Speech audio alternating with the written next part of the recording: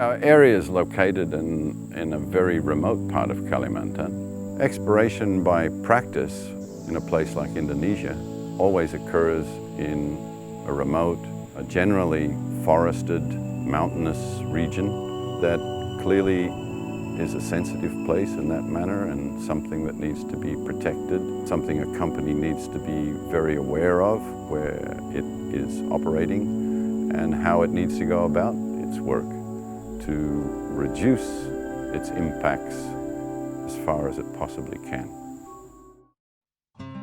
Well, you know, mining is something that's image is very badly painted as being a massive destroyer of environments. The reality is the actual footprints of even a large mine, when you compare it to the actual amount of wealth that is derived from that hole, is absolutely tiny compared to other forms of land use. Palm oil, forestry concessions, agricultural concessions. These large areas that we see even just up the road here, these are local people's mines.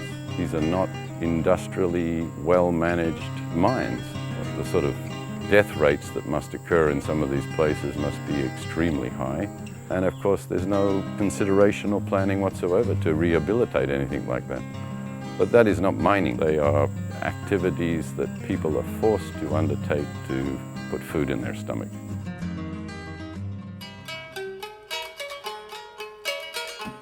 Our company at this point takes our environmental practices extremely seriously. Whenever we start a program anywhere, we send in a water analysis teams to get an understanding of what is actually in the water, what minerals are being carried in the water before we even enter, particularly if it's an area that's been disturbed by mining, where they may have used mercury, etc., etc.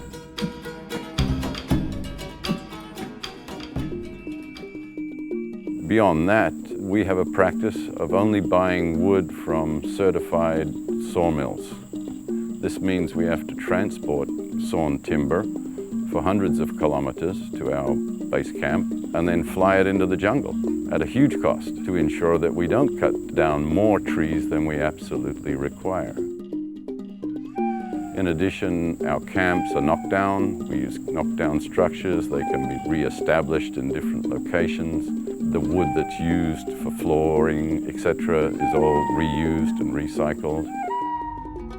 A drill pad probably requires a footprint of about 20 by 20 meters.